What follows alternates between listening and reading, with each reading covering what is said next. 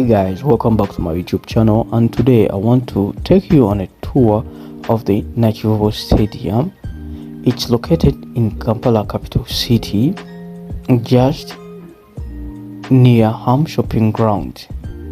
This stadium, Nakivubo, was closed in 2015 and demolished on 28th February 2017.